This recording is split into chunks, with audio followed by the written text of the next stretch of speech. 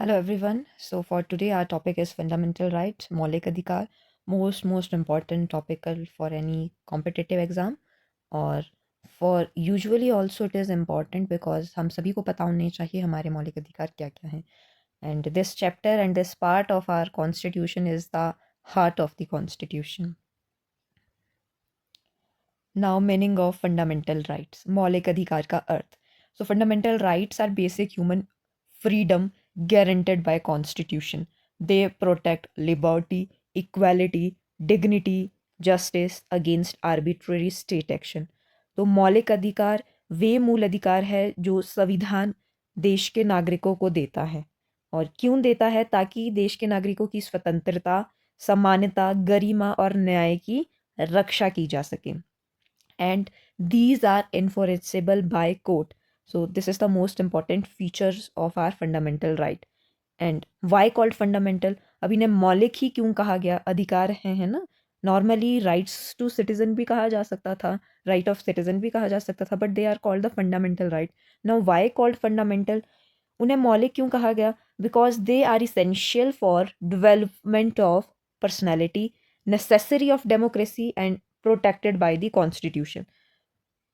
That is why they are called the मौलिक. मौलिक क्यों है? क्योंकि वो हमारे बेसिक नीड्स है, बेसिक राइट्स है, क्योंकि वो होना चाहिए. उससे क्या होगा? डेवलपमेंट होगा, नागरिकों का भी, समाज का भी, डेमोक्रेसी के लिए भी ज़रूरी है और वो कॉन्स्टिट्यूशन से प्रोटेक्टेड भी है. ठीक है, that is why they are called the fundamental, basic या फिर मौलिक. बेसिक हम नहीं बोल सकते, basic in the sense basic, but very strong and very needed. Right, that is why they are the fundamental. Now the constitutional location अगर हम देखें तो फंडामेंटल राइट इन पार्ट 3. ठीक है, पार्ट 3 में है और आर्टिकल 12 to 35 में, जो कि हमारे फंडामेंटल राइट्स दिए गए हैं. And fundamental rights are inspired from United States. Right, bills of right वहाँ पे है, जैसे हमारे फंडामेंटल राइट है वहाँ पे बिल्स ऑफ राइट है, तो उनसे बोरो किए गए हैं यूनाइटेड स्टेट से. Now the features of fundamental right. Fundamental rights का क्या क्या फीचर है? Before going through the fundamental right हमें थोड़ा इसके बारे में पता होना चाहिए, इसके क्या फीचर है, फंडामेंटल क्यों कहा गया है, हमारे कॉन्स्टिट्यूशन में कहाँ पे लाए करते हैं और कौन सी कंट्री से बोरो किया गया है. Now the some available to all person. तो एक फीचर क्या है कि सारे के लोगों के लिए अवेलेबल है. जैसे कि हमने गो थ्रू क्या था सिटीजनशिप चैप्टर में, कि इंडिया में बहुत सारे ऐसे लोग रहते हैं जो इंडिया के सिटीजन हैं और कुछ ऐसे भी लोग रहते हैं जो बाहर से आके हैं, ओसीआई कार्ड होल्डर है. राइट, और या फिर अभी प्रवास कर रहे हैं इंडिया में बट अभी सिटीजनशिप उन्हें मिला नहीं है. राइट, वो जो कि भी रजिस्ट्रेशन करवा रहे हैं या फॉलो कर रहे हैं जो भी उनके रूल्स है, नॉर्म्स है कि 5 ईयर तक स्टे करना है इंडिया में. तो बेसिकली तो सम अवेलेबल टू ऑल पर्सन. तो कुछ राइट्स है जो सभी के लिए अवेलेबल, जैसे कि हम आर्टिकल 14 में देखते हैं. And some only to citizen. और कुछ राइट्स सिर्फ और सिर्फ भारतीय नागरिकों को ही मिलेगी, आर्टिकल 19. Not absolute. ठीक है, रिस्पॉन्सिबल रिस्ट्रिक्शंस अलाउड. एब्सोल्यूट भी नहीं है, कुछ रिस्पॉन्सिबल रिस्ट्रिक्शंस भी हैं. जस्टिसिएबल है, कैन अप्रोच कोर्ट. अगर आपके फंडामेंटल राइट्स आपको नहीं मिल रहे, कहीं छिनते हुए दिख रहे हैं, तो आप डायरेक्टली कोर्ट में जाके अपील कर सकते हैं. तो they are justiciable and can be suspended, और सस्पेंड किए जा सकते हैं. Very important. ठीक है, तो ड्यूरिंग इमरजेंसी हमारे जो फंडामेंटल राइट है उनमें से कुछ राइट जो कि सस्पेंड हो जाते हैं. क्यों सस्पेंड हो जाते हैं? ताकि देश में जो कि है प्रॉपरली एक हिसाब से चीज़ें की जा सके. तो कुछ इमरजेंसी केसेस में दे कैन बी सस्पेंडेड. तो अगर हम देखें तो कुछ सभी को है, जितने भी इंडिया में लोग रह रहे हैं, कुछ केवल भारतीय नागरिकों को है, कुछ सीमित है, एब्सोल्यूट है और न्यायालय द्वारा लागू है. Now the classification of fundamental right, मौलिक अधिकार का वर्गीकरण. तो ओरिजिनली जब हमारा कॉन्स्टिट्यूशन बना था एट दैट टाइम हमारे पास 7 राइट थे, 7 अधिकार थे. लेकिन 44वें संवैधानिक अनुशोधन के बाद, मतलब क्या है कि 44th अमेंडमेंट के बाद 6 राइट रिमेन. ठीक है, तो 6 राइट्स बच गए. जो राइट ऑफ अ प्रॉपर्टी है उसको फंडामेंटल राइट से नॉर्मल राइट में शिफ्ट कर दिया गया. ना द राइट ऑफ इक्वलिटी, समानता का अधिकार. ठीक है, तो जो पहला हमारा अधिकार है 6 अधिकारों में से, उसमें से पहला अधिकार है राइट टू इक्वलिटी, समानता का अधिकार. तो ये है आर्टिकल 14 to 18. इसकी व्याख्या की गई है, इसके बारे में बताया गया है. सेकंड है राइट टू फ्रीडम, स्वतंत्रता का अधिकार. तो राइट टू फ्रीडम में जो आर्टिकल 19 to 22 है और प्लस 21 A, ये जो कि अमेंडमेंट के थ्रू इसमें पार्ट ऐड ऑन किया गया है. राइट अगेंस्ट एक्सप्लॉयटेशन, शोषण के विरुद्ध अधिकार, so it is from the article 23 to 24. Right to freedom of religion, तो धर्म की स्वतंत्रता भी हमें प्रदान की गई है और यह आर्टिकल 25 से 28 में. कल्चरल एंड एजुकेशनल राइट, सांस्कृतिक एवं शैक्षणिक अधिकार, from article 29 to 30. Right to constitutional remedies, तो it is in the article 32. Removed right, right to property जो हमने डिस्कस किया था, पहले 7 राइट थे, तो राइट टू प्रॉपर्टी था आर्टिकल 31 में. अब it is a legal right under article 300A. Right, अब ये फंडामेंटल राइट नहीं है, it is a legal right. कब से? 44th अमेंडमेंट के बाद से. Now we will go through in deep now. The right to equality, so it is from the article 14 to 18. Now the article 14 में क्या है? Equality before law and equal protection of law. ठीक है, तो दो कॉन्सेप्ट ये आते हैं कि इक्वालिटी बिफोर लॉ. आर्टिकल 14 क्या बोल रहा है कि इक्वालिटी बिफोर लॉ है, तो ये ब्रिटिश कॉन्सेप्ट है, negative concept, no special privilege. Right. Equal protections of law, American concept, positive concept भी से बोलते हैं कि equal treatment in equal circumstances. Now कानून के समक्ष क्या है? समानता है, सम्मान रक्षण है. राइट. 14 क्या बोल रहा है? दो चीज़ें बता रहा है, दो कॉन्सेप्ट बता रहा है. इक्वालिटी बिफोर लॉ, ठीक है, तो लॉ से पहले ही सबको क्या है? इक्वालिटी है, लॉ के समक्ष सब इक्वल है. And equal protections of law, और जो सबको लॉज दिए गए हैं, सबके लिए जो कानून है उनकी इक्वल क्या है? प्रोटेक्शंस रहेंगे. दो कॉन्सेप्ट है. Equality before law British concept है और equal protection of law American concept है. Very important. Now the exceptions of article 14. Important क्या है? Not absolute. राइट, ये एब्सोल्यूट नहीं है, जैसे कि प्रेसिडेंट इम्यूनिटी या गवर्नर इम्यूनिटी या फॉरेन डिप्लोमेट्स की हम बात करते हैं, so they are not absolute. Right. Okay. Now the article 15, prohibition of discrimination. ठीक है, तो ये अधिकार दिया गया है हमें भेदभाव के विरुद्ध, भेदभाव को खत्म करने के लिए. सो it is article 15. State shall not discriminate on the basis of religion, race, caste, sex, place of birth. Very very important. ठीक है, तो जो स्टेट है वो भेदभाव नहीं कर सकता किसी भी नागरिक से, उसके धर्म के आधार पे, उसकी कास्ट के आधार पे, उसकी हम कह सकते हैं सेक्स के आधार पे, या वो कहाँ जन्म हुआ है इसके आधार पे, वो क्या कर रहा है उस चीज़ के आधार पे state can not be discriminate. Very very important. Article 15 क्या है? Prohibition of discrimination. So state can not be discriminate on the basis of religion, sex, religion, race, caste, sex and the place of birth. Important.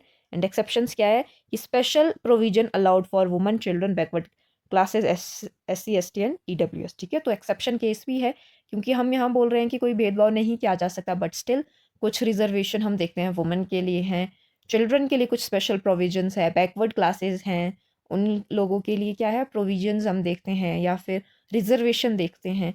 तो ये क्या है? Exception है article 15 के under. Right.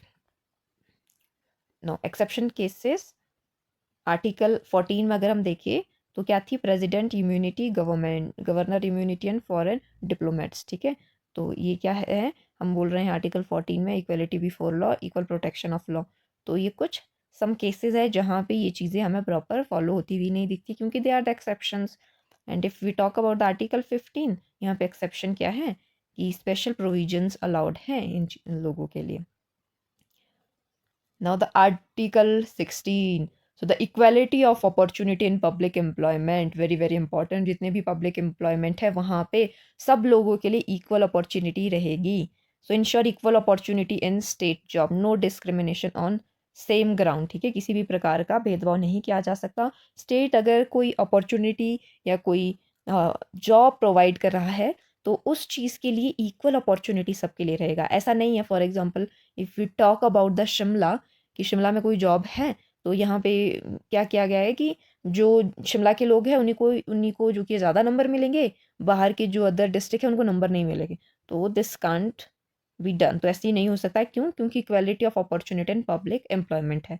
लेकिन exception हम देखते हैं कहाँ पे देखते हैं? रिजर्वेशन में है. कुछ रिजर्वेशन रहता है हर एक जॉब में. हम देखते हैं कि the seats are reserve for SC category, that are for ST, for EWS. तो रिजर्वेशन है, ये एक्सेप्शन है.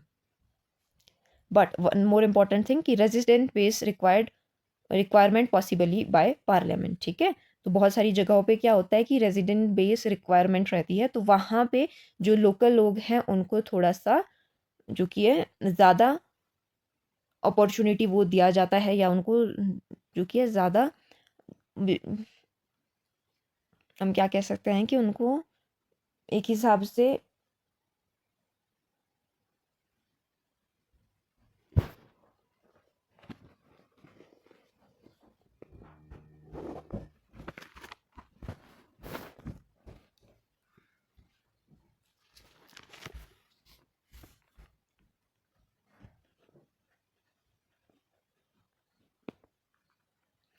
ओके तो इम्पॉर्टेंट क्या है कि resident based requirement possible by parliament. तो बहुत सारे केसेस ऐसे होते हैं जहाँ पे रेजिडेंस बेस्ड रिक्वायरमेंट होती है, तो लोकल लोगों को ज़्यादा इंपॉर्टेंस वहाँ उस केस में दे दी जाती है, but that is possible by parliament.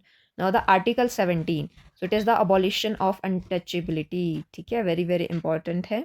So untouchability abolish की गई है इसमें, जो छुआछूत है उसके विरुद्ध ये अधिकार है। इट प्रैक्टिस पनिशेबल, और जो लोग इस चीज़ को कर रहा है, फॉलो कर रहा है या आगे गो थ्रू स्प्रेड कर रहा है, उस चीज़ को डायरेक्ट ही पनिशेबल बना दिया गया है, implemented by protection of civil right act. और ये इम्प्लीमेंट किया गया है protection of civil right act के through.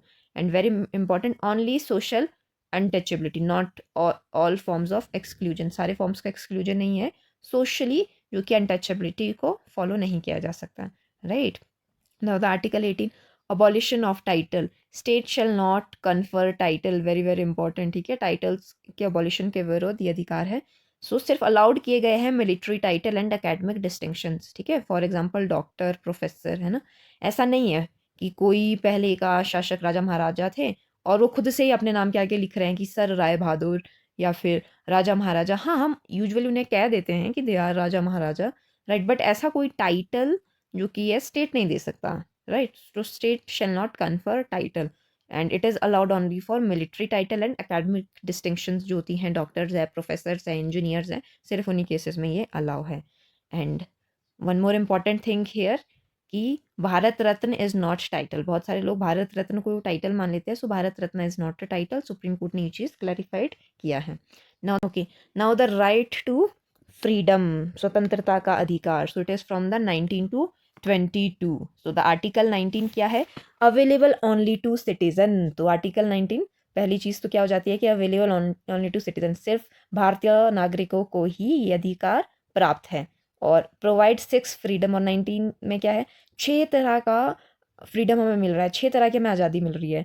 Freedom of speech and expression, assemble peacefully, है ना, कहीं गैदर होना है तो assemble peacefully, form associations, move freely, reside anywhere, profession and occupation, उसका हमें जो कि है फ्रीडम है, हम अपने हिसाब से अपना प्रोफेशन या ऑक्यूपेशन को चूज कर सकते हैं। But remember, property removed by 44th amendment, earlier there was 7 freedom. ठीक है, तो पहले जो कि 7 फ्रीडम थी आर्टिकल 19 के थ्रू भी, बट जो प्रॉपर्टी है वो जो कि रिमूव की गई है 44th अमेंडमेंट के through.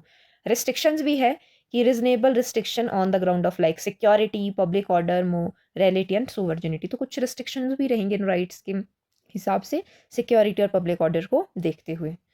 Now the article 20, protection in conviction for offence. ठीक है, सो 3 प्रोटेक्शन इसमें दिए गए हैं। No ex post facto law, can not punish retrospectively, no double jeopardy, no punished twice for same offence, है ना, very very important. ऐसा नहीं है कि एक कोई किसी ने गलती की है उसे बार बार ही पनिश किए जा रहे हैं। ठीक है, तो protection in conviction for offence very important. No self incrimination, can not be force to testify against self, so this is very important. Now, article 21, protection of life and personal liberty। ठीक है, तो 21 क्या है कि protection of life and self personal liberty. तो no person shall be deprived applies to all person, सभी लोगों को ये दिया गया है। This article has widest interpretation, so expanded by judiciary to include right to dignity, privacy, clean environment, legal aid and speedy trial. ठीक है, तो मोस्ट इंपॉर्टेंट केस भी इसके अंडर आता है, that is the Maneka Gandhi case. इसमें क्या क्या गया था, जो ये एक्सपेंडेड स्कोप्स मैंने आपको बताया कि expanded by judiciary, they were they included. Now the article 21A, तो 21 क्या है कि protection of life and personal liberty. 21A क्या है, राइट टू एजुकेशन। ठीक है, तो added by 86th amendment in 2002, provide free and compulsory education from the age of 6 to 14 year children, and implemented by Right of Education to Free and Compulsory Education Act. This is also important. Now the and one more thing, 86 amendment के through 2022 में से add on किया गया था right to education in article 21A में. Now the Article 22 protection against arrest and detention. So it provide the safeguard to inform ground to arrest, consult lawyer, produced before magistrate within 24 hours. So exception क्या है, enemy अगर aliens है या preventive detentions है, ठीक है, तो it prevent detention in is highly important. ठीक है, तो ये क्या बोल रहा है कि प्रोटेक्शन अगेंस्ट अगर अरेस्ट आपको कर लिया जाता, कोई ऐसी चीज़ होती है, तो आपका ये सेफ गार्ड है कि आप अपने लॉयर से कंसल्ट कर सकते हो. आप जो कि पूछ सकते हो कि क्यों आपको जो कि गिरफ्तार किया जा रहा है, and produced before magistrate within 24 hour. और आपको जब भी गिरफ्तार किया गया है उसके 24 घंटे के बाद आपको मजिस्ट्रेट के सामने जो कि है लिया जाना ज़रूरी है. So this is the article 22. लेकिन एक्सेप्शन केस पे अगर कोई बहुत ही बड़ा एनिमी है, कोई एलियन एनिमी, एलियन कौन होते हैं, जो बाहर से आए हैं. जैसे जितने भी लोग इंडियन नहीं हैं, they are not the citizen of India, बाहर की कंट्री से इंडिया आए हैं, तो उन्हें हम एलियन कहते हैं. ठीक है, तो जो भी enemy, good positive alien, friend enemy, aliens भी होते हैं. फ्रेंड एलियंस कौन से हैं, जो कि इंडिया की फ्रेंड कंट्रीज़ हैं, उनके लोग जो कि इंडिया में रह रहे हैं, they are the friend aliens. And enemy aliens कौन से हैं, वे लोग जो इंडिया की एनिमीज़ कंट्रीज़ है और इंडिया में वो लोग रह रहे हैं, so they are the enemy aliens. तो कोई ऐसा काम होता है, कोई बहुत बड़ा टेररिस्ट है, तो उस केसेस में ये अधिकार फिर नहीं होता है. नाउ द प्रिवेंटिव डिटेंशन, निवारक निरोध. ठीक है, तो detention before crime to prevent future act. And India unequally allowed this constitutionally through advisory board review needed. Now, the right against exploitation, third right, so it is in the Article 23 and 24. Article 23 prohibits human trafficking, beggar, forced labor, apply against state plus private industry. ठीक है, तो Article 33 और क्या है, right against exploitation, forced labor आप use नहीं कर सकते हैं 23 के according. Right to freedom of, and 24 क्या है, prohibits child employment in hazards work. होता किसी भी बच्चे से आप ऐसे भी खतरनाक जगह पे, हजार्ड्स प्लेस पे काम ही करवा सकते हैं, इस चीज़ को ये विरोध करता है. सो एज क्या है, below 14 years. So it is written in the article 24. Now the fourth right to freedom of religion, very important, from the article 25 to 28. The article 25 क्या बोल रहा है, अनुच्छेद 25 क्या है, कि freedom of conscience and religion, हमें हमारे जो कि धर्म का आज़ादी है, subject to public order, morality and health. Article 26 manage religious affair, कोई भी रिलीजियस अफेयर मैनेज करना है, वो क्या आर्टिकल 26 के अंडर है. आर्टिकल 27 क्या है, no tax for promotion of religion, कोई भी अगर अपने धर्म का प्रचार करना चाहता है तो उसके लिए किसी भी प्रकार का टैक्स नहीं रहेगा. So that is article 27. Article 28 क्या है, religious instruction restriction, demand on institution type.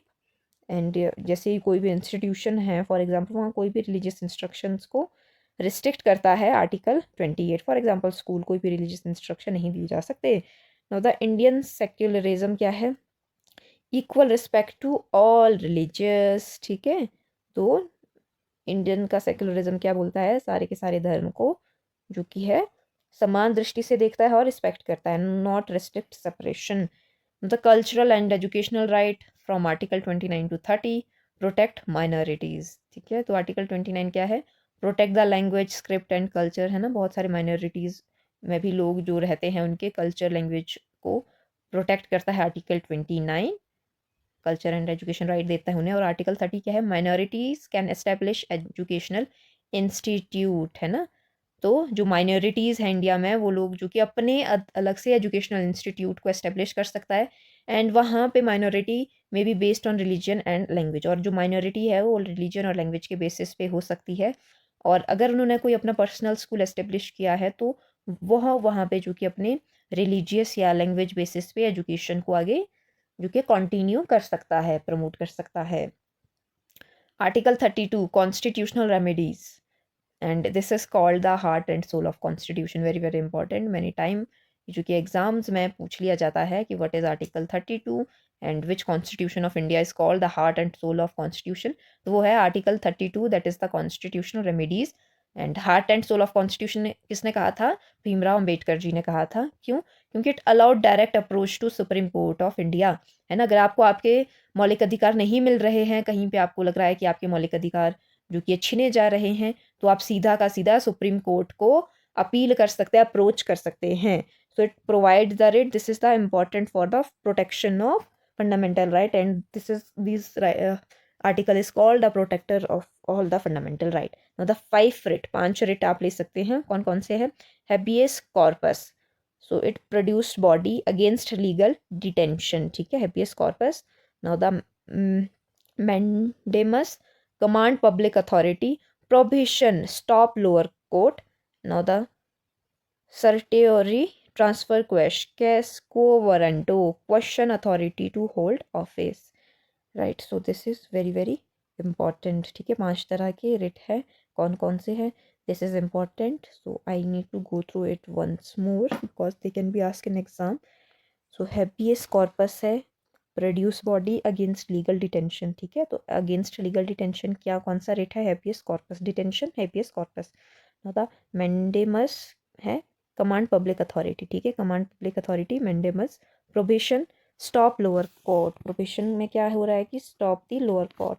मतलब सर्टेरी क्या है? ट्रांसफर एंड क्वेश्चन एंड को warranto, question authority to hold office, so the question authority to hold office. So these are the 5 writs in India and they are really very important.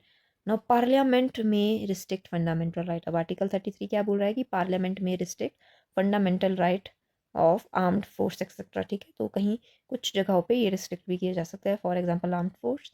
and article 34 restriction during martial law, and article 35 parliament exclusive power for some fundamental right law. Now the doctrine of severability, so invalid part removed, whole law not necessarily void. The doctrine of eclipse, law dormant not dead, important for pre-constitutional law. Suspension of fundamental right 2 ways, तो suspend भी हो सकते हैं fundamental right 2 तरीके से होते हैं। Article 358 emergency facts, article 19, ठीक है, इमरजेंसी जब लगती है तो according to article 350, and article 359 president suspend court enforcement. Now the right to property, तो ओरिजिनली आर्टिकल 31 में था बट रिमूव किया गया 44th अमेंडमेंट जो हुआ था 1978 में, और अब ये जो कि आर्टिकल 300A में है, and it is not a fundamental right now, it is a legal right. Important case कौन से है? गोलकनाथ केस है। गोलकनाथ केस में parliament can not amend fundamental right, लेकिन बाद में ये मॉडिफाइड कर दिया गया था। Kesavananda Bharati case important case है, बार बार आ रहा है एग्जाम में, पूछ लिया जाता है कि basic structure of doctrine can not be destroyed, ठीक है। क्या बोल रहा है? जो भी हमारे कॉन्स्टिट्यूशन का बेसिक स्ट्रक्चर या हमारे प्रियम्बल का बेसिक स्ट्रक्चर है उसको डिस्ट्रॉय नहीं किया जा सकता। मेनका गांधी केस में क्या किया था? एक्सपेंड किया था आर्टिकल 21 को। And Puttaswamy case right to privacy इसमें मिली थी। द मास्टर विजन अगर हम टेबल देखिए तो आर्टिकल 14 to 18 क्या है? इक्वेलिटी है। 19 to 20 फ्रीडम के लिए है। 23 to 24 एक्सप्लॉयटेशन के अगेंस्ट है। 25 to 28 रिलीजन है। 29 to 30 जो कि है कल्चरल एजुकेशन है। 32 क्या है? रेमेडीज हैं। Okay, now the citizen only. अब कौन से कुछ मौलिक अधिकार, कुछ हमारे फंडामेंटल राइट सिर्फ नागरिकों को ही उपलब्ध है, only for citizen. They are 15, 16, 19, 29 and 30 only for citizen. Which one? 15, 16, 19, 29 and 30 for all person, जो सब लोगों के लिए, that are the 14, 20, 21 and 22। And heart and soul कौन सा है? Article 32। And remove fundamental right है राइट टू प्रॉपर्टी। तो मौलिक अधिकार व्यक्ति को राज्य के मनमाने कोई भी डिसीजन से सुरक्षा प्रदान करती है। Okay, so there are some other articles जिनको गो थ्रू करना इम्पॉर्टेंट है। तो हमने आर्टिकल 14 से 35 तक को गो थ्रू किया है कि कौन से आर्टिकल में क्या चीज़ें कही गई हैं, बट उससे पहले के जो 2 आर्टिकल है 12 and 13, we will go through it also. Now the article 12 क्या कह रहा है कि स्टेट अंडर आर्टिकल 32, अनुच्छेद 12 के अंतर्गत राज्य। So this is one of the most important foundational concept. Before applying fundamental right we must know against whom can these rights be enforced. So That is answered by the Article 12. Article 12 include the term state includes central government, state government, parliament, state legislature and local authorities. Very very important. ठीक है, तो हमने क्या किया था, हमने एक article में देखा था फॉर एग्जांपल, उसमें क्या बोला है कि state can not B discriminate in the ground of race, religion, caste, sex, and some other points were there, right? तो आर्टिकल 12 में क्या बताया गया है कि स्टेट है क्या, जो आगे हमने यूज़ किया है शब्द स्टेट, तो उससे पहले ही इन्होंने क्या किया है कि गो थ्रू कर दिया है कि व्हाट स्टेट इज़। तो स्टेट क्या है, सेंट्रल गवर्नमेंट है, स्टेट गवर्नमेंट है, पार्लियामेंट है, state legislature and local authorities है। एग्जाम्पल क्या है, म्यूनसिपैलिटीज़, पंचायत, ठीक है। तो अदर अथॉरिटी जो है, this is the most important, it include body substantially controlled by government. Example में include government control statutory corporation. तो अनुच्छेद 12 हमें बताता है कि मौलिक अधिकार किसके विरुद्ध लागू होंगे, किसके विरुद्ध दिए गए हैं, स्टेट के विरुद्ध। कौन कौन से स्टेट है, ठीक है। If the body is state, fundamental right can be influenced against it. The article 13, this is the constitutional weapon protecting fundamental right. It says any law violating fundamental right is void, ठीक है। तो ये सीधी सीधी सी क्या करा है कि fundamental right को weapon करने के लिए कॉन्स्टिट्यूशनल वेपन है, क्योंकि सिंपल बोल देता है कि अगर कोई भी लॉ बनाया जा रहा है जो फंडामेंटल राइट को वायोलेट कर रहा है या फंडामेंटल राइट के अगेंस्ट है, तो सीधा के सीधा एक वॉइड हो गया, ठीक है। सो it is a pre constitutional law, संवैधानिक पूर्व कानून है। If consistent with fundament, if it is inconsistent with fundamental right, they become inoperative to extent of inconsistency, this led to doctrine of eclipse, ठीक है। so the post constitutional law, संविधान के बाद बने कानून की अगर हम बात करें, तो if violate fundamental right, ward from beginning, so this distinction is very very important, ठीक है। अगर कोई ऐसा कानून बना दिया गया था जो हमारे कॉन्स्टिट्यूशन के बनने से पहले ही कोई ऐसा कानून है जो कि फंडामेंटल राइट के साथ इनकंसिस्टेंट है, तो वो क्या है कि they become in apparate to extent of inconsistent, they led to doctrine of eclipse, right? And post constitutional अगर कोई लॉ ऐसा बना है जो वायोलेट कर रहा है फंडामेंटल राइट को, तो void from beginning. The doctrine of waiver, तो अधिकार त्याग सिद्धांत क्या है कि Indian constitution does not recognise waiver of fundamental right, meaning a person can not voluntary surrender fundamental right. तो कोई ऐसा नहीं है जैसे कि सिटीजनशिप का लोग त्याग कर रहे थे तो फंडामेंटल राइट का त्याग नहीं किया जा सकता।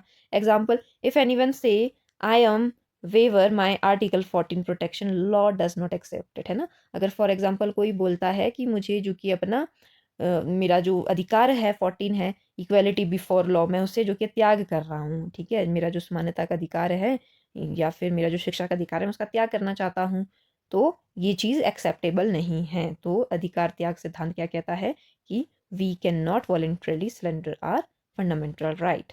Y fundamental right protect constitutional order, not merely private interest. So मौलिक अधिकार छोड़े नहीं जा सकते। Now the reasonable restrictions and युक्ति संगत प्रतिबंध, so this is often misunderstood. Fundamental right are not absolute, तो restriction must be reasonable just in public interest, ठीक है। तो एब्सोल्यूट नहीं है, कुछ रिस्ट्रिक्शन भी हैं and they are reasonable just in public interest. Who decide reasonableness, ultimately supreme court of India ही डिसाइड करता है। तो कई बार क्वेश्चन पूछ लिया जाता है कि can parliament impose any restriction, तो आंसर क्या है, नो, ओनली रिजनेबल रिस्ट्रिक्शंस है। तो पार्लियामेंट कोई भी रिस्ट्रिक्शन इम्पोज नहीं कर सकता।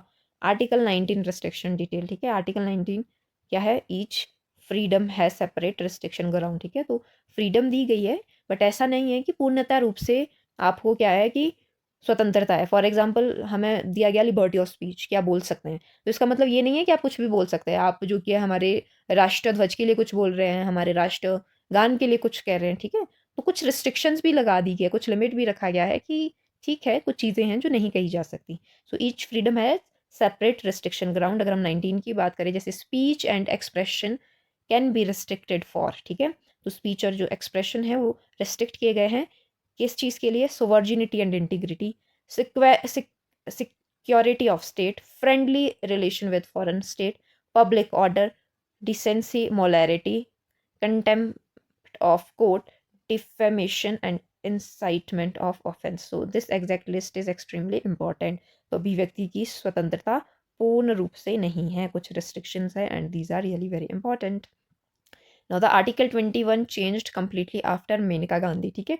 तो बिफोर क्या था कि नैरो इंटरप्रिटेशन थी इसकी आर्टिकल 21 की। So procedure establish by law meant any law passed by legislature, but after Maneka Gandhi case के बाद क्या हो गया, procedure must be fair just and reasonable. So this transformed article 21। तो यह निर्णय ने अनुच्छेद 21 को विस्तृत बना दिया।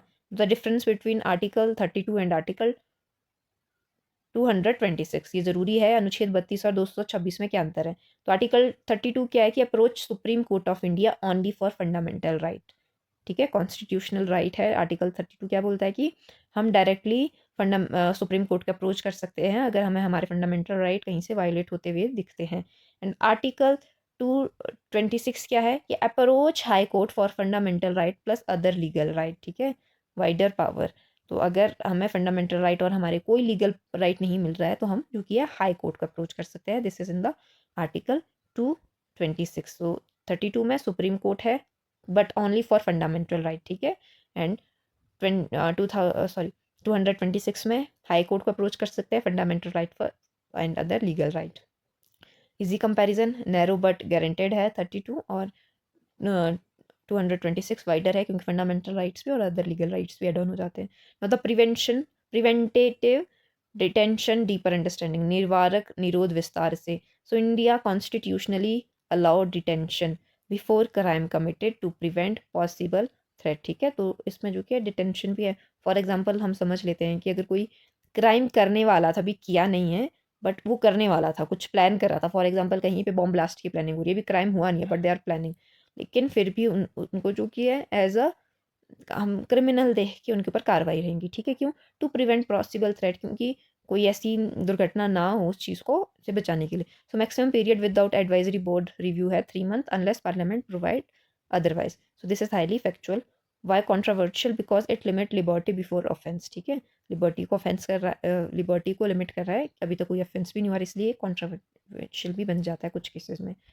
No the punitive detention after crime and preventive detention before crime, ठीक है। पुनेटेटिव डिटेंशन क्या है? क्राइम के बाद, एंड प्रीटेटिव डिटेंशन है before crime. Right available to enemy aliens, तो शत्रु जो विदेशी हैं जो भारत में आके रह रहे हैं उनको कौन कौन से राइट है? So article 22 protection generally not available. तो जो आर्टिकल 22 है वो जो प्रोटेक्शन है वो जो कि एनिमी एलियंस को अवेलेबल नहीं है। So difference, friendly animal get more protection, enemy aliens limited protection है। हॉरिजेंटल वर्सेस वर्टिकल एप्लीकेशन, क्षैतिज एवं ऊर्ध्वाधर प्रयोग। So vertical right against state, most fundamental right क्या है? अगेंस्ट स्टेट है, so they are the vertical right. Horizontal right against private individual too, ठीक है, जो नागरिक है उनके बीच में भी है वो, ठीक है, अगेंस्ट प्राइवेट इंडिविजुअल भी है, so they are the horizontal. Important क्या है? Article 15 to Article 17 and Article 23. Now the national emergency effect on fundamental right, राष्ट्रीय आपातकालीन का क्या प्रभाव है? So Article 358 automatically suspended Article 19. So only during emergency based on war and external aggression, not armed rebellion, ठीक है। तो ये सस्पेंड कर देता आर्टिकल 19 को। And article 359 suspends right to move court, ठीक है, does not itself suspend fundamental right. Public interest litigation, PIL and FR, जनहित याचिका। So PIL expanded access to justice, important for fundamental right enforcement, allowed relaxed locus standi, meaning any public spirit person may approach court. Article 32 called heart and soul, ठीक है, क्यों कहा जाता है? Set by BR Ambedkar. Why? Because right without remedies are meaningless, ठीक है, उपचार के बिना अधिकार व्यर्थ है। फंडामेंटल राइट वर्सेस DPSP, मौलिक अधिकार बनाम नीति निदेशक तत्व। So the fundamental right are justiciable, they are enforceable and individual centred, लेकिन जो DPSPs है they are non justiciable and governance principle based and state centred and not the individual centre. Right to privacy, ठीक है, so declared fundamental right in Puttaswamy case derived from article 21। The most important hidden revision point क्या है? Article 22 क्या है? Define कर रहा है state को। Article 13 law violating fundamental right are void. Article 21 क्या है? Expanded massively. आर्टिकल 32 + 226 डिफरेंस हमने किया। प्रिवेंशन डिटेंशन बिफोर क्राइम होता है। Fundamental right can not B waived. And fundament article 359 and 358 को गो थ्रू किया। Now the summary of fundamental right chapter की summary क्या है इसका, है ना, क्या कहना चाह रहा है, ठीक है।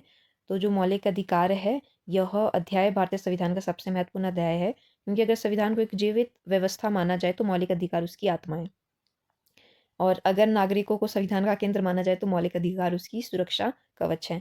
तो यह अध्याय कहता है कि राज्य कितना भी शक्तिशाली क्यों ना हो, वह नागरिक की स्वतंत्रता, गरिमा और समानता को मनमाने ढंग से नहीं छीन सकता। ये मौलिक अधिकार का मूल उद्देश्य है। सरल भाषा में संविधान राज्य को कहता है नागरिकों पर शासन करो लेकिन अत्याचार मत करो, कानून बनाओ लेकिन समानता तोड़कर नहीं, व्यवस्था बनाए रखो लेकिन स्वतंत्रता कुचल कर नहीं। तो मौलिक अधिकारों का मुख्य उद्देश्य है यह अध्याय नागरिकों को या मौलिक अधिकार नागरिकों को स्वतंत्रता, समानता, सुरक्षा, गरिमा और न्याय देते हैं और राज्य पर लगाती है सीमाएं। यही लोकतंत्र की पहचान है। ये अधिकार क्यों दिए गए? भारत ने अंग्रेजी शासन में देखा है कि जब सरकार पर नियंत्रण ना हो तो दमन होता है, स्वतंत्रता छीनी जाती है और मनमानी होती है। इसीलिए संविधान निर्माताओं ने तय किया कि नई भारतीय सरकार भी नागरिकों पर मनमानी नहीं करेगी।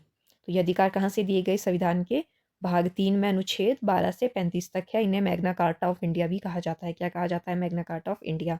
तो अध्याय का सबसे बड़ा संदेश क्या है कि व्यक्ति राज्य के लिए नहीं, राज्य व्यक्ति के लिए है। और मौलिक अधिकार नागरिकों को क्या सुरक्षा देते हैं? समानता का सुरक्षा है। आर्टिकल 14 से 18 में संविधान कहता है कि हर व्यक्ति कानून के सामने बराबर है, कोई विशेष व्यक्ति नहीं होगा, कोई ऊंच नीच नहीं होगी। इसका अर्थ क्या है?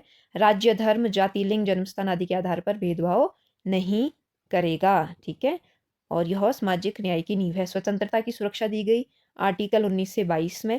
यह अध्याय नागरिकों को सोचने, बोलने, चलने, रहने, काम करने की स्वतंत्रता देता है। मतलब अपनी बात कह सकते हैं, अपने विचार रख सकते हैं एंड देश में कहीं पे भी रह सकते हैं, लेकिन यह स्वतंत्रता सीमित, ठीक है, सीमित है, क्योंकि आपकी स्वतंत्रता दूसरे की शांति नहीं बिगाड़ सकती, इसीलिए रीजनेबल रिस्ट्रिक्शंस इसके ऊपर लगाई गई है। और जीवन और व्यक्तिगत स्वतंत्रता आर्टिकल 21 में दी गई है। यह सबसे शक्तिशाली अनुच्छेद है। यह कहता है कि किसी व्यक्ति का जीवन और स्वतंत्रता कानून की उच्च प्रक्रिया के बिना नहीं छीनी जा सकती। और समय के साथ न्यायपालिका ने इसमें जोड़ा है गरिमामय जीवन, स्वच्छ पर्यावरण, निजता, शिक्षा, कानूनी सहायता। शोषण से सुरक्षा, ये जो कि आर्टिकल 23 से 24 में है। तो किसी व्यक्ति को जबरन मजदूरी, मानव तस्करी, बाल श्रम के लिए मजबूर नहीं किया जा सकता। धर्म की स्वतंत्रता, भारत में का राज्य किसी एक धर्म का नहीं है। हर व्यक्ति को अपना धर्म मनाने, पालन करने और प्रचार करने की स्वतंत्रता है, लेकिन यह भी सार्वजनिक व्यवस्था, स्वास्थ्य और नैतिकता के अधीन है। तो मुख्य संदेश, सभी धर्म समान है। संस्कृति और शिक्षा की रक्षा, भारत विविधताओं का देश है, इसीलिए संविधान कहता है हम समुदाय अपनी भाषा, लिपि और संस्कृति बचा सकता है, हर समुदाय, ठीक है। तो अल्पसंख्यक अपने शैक्षणिक संस्थान स्थापित कर सकता है। इसका उद्देश्य भारत की विविधता की रक्षा है। संवैधानिक उपचार, तो यह सबसे महत्वपूर्ण अधिकार है। अगर कोई मौलिक अधिकार टूटे तो व्यक्ति सीधा सुप्रीम कोर्ट ऑफ इंडिया जा सकता है। इसीलिए बीआर रेट करने से कॉन्स्टिट्यूशन का हार्ट एंड सोल भी कहा है, क्योंकि उपचार के बिना अधिकार केवल कागज होता है। तो यह अध्याय से क्या पता चलता है कि हम शक्तिशाली है लेकिन सीमित है। तुम कानून बना सकते हो लेकिन संविधान से ऊपर नहीं जा सकते। यही कॉन्स्टिट्यूशनलिज्म है, यही संवैधानिकता है। और आर्टिकल 12 और 13 से हमें पता चलता है कि राज्य कौन है, और अगर राज्य गलत कानून बना रहे हैं तो वह कानून अमान्य हो सकता है। मतलब संविधान ही सर्वोच्च है। और आर्टिकल 21 क्यों इतना महत्वपूर्ण है? पहले इसका अर्थ सीमित था, लेकिन मेनका गांधी केस के बाद इसे व्यापक बना दिया गया। तो चैप्टर केवल लोकतंत्र केवल चुनाव नहीं है। लोकतंत्र तब है जब व्यक्ति स्वतंत्र हो, समान हो, सुरक्षित हो, गरिमापूर्ण जीवन जी सके। तो मौलिक अधिकार और नागरिकता के संबंध, यह अधिकार हमें केवल शक्तियाँ नहीं देता, यह हमें जिम्मेदारियाँ भी देता है, क्योंकि मेरी स्वतंत्रता वहीं तक है जहाँ से दूसरे की स्वतंत्रता शुरू होती है, ठीक है। So this is all about the chapter. Now we will go through some important MCQ based question from this chapter, ताकि हमारा और भी ज़्यादा अच्छे से प्रिपरेशन हो सके। So the question first, fundamental right are contained it, so it is in the part 3, ठीक है। आर्टिकल 12 से 35 तक है, फंडामेंटल राइट पार्ट 3 में है। And question number 2, the concept of fundamental right in India is borrowed from, कहाँ से लिया गया है? USA से लिया गया है, United state bill of right से बोरो किया गया है। UK से हमने रूल ऑफ लॉ लिया है, आयरलैंड से DPSPs और कनाडा से फेडरल फीचर्स लिए हैं। तो question 3, which article define state, तो कौन सा आर्टिकल स्टेट को डिफाइन कर रहा है? सो it is the article 12। Article 12 define state for fundamental right in forest include central government, state government, legislature, local authorities and other authorities. Article 13 deal with the judicial review of law violating fundamental right. And which among is following is not a fundamental right now. कौन सा fundamental right नहीं है? So right of property, it is the legal right after a 44th amendment in 1978 and it is legal right under 300A article. Equality before law is borrowed from, तो कहाँ से borrow किया गया है? Equality before law, so it is borrowed from the UK, ठीक है, United kingdom से लिया गया है. Article 14 has two part, equality before law UK से, equal protection of law from USA से, very very important, equality before law UK से, equal protection of law कहाँ से? यूएसए से. Which article abolish untouchability? So it is the article 17. Which article abolished title? So it is the article 18. So article 18 abolished the title, allowed academic and military distinctions only. Article 19, freedom are available to, so it is available to citizen of India only. Which of the following is not included in Article 19? Freedom of speech, freedom of movement, right to property is not a fundamental right. So it is removed by the 44th Amendment.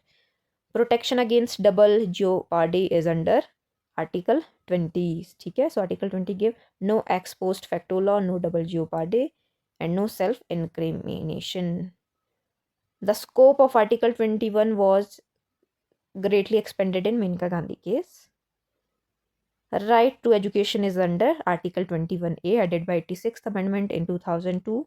So provide free education for 6 to 12 years. Preventative detention means, so preventative detention means detention to prevent possible future act. Article 23 prohibits, so it prohibits the human trafficking and forced labor.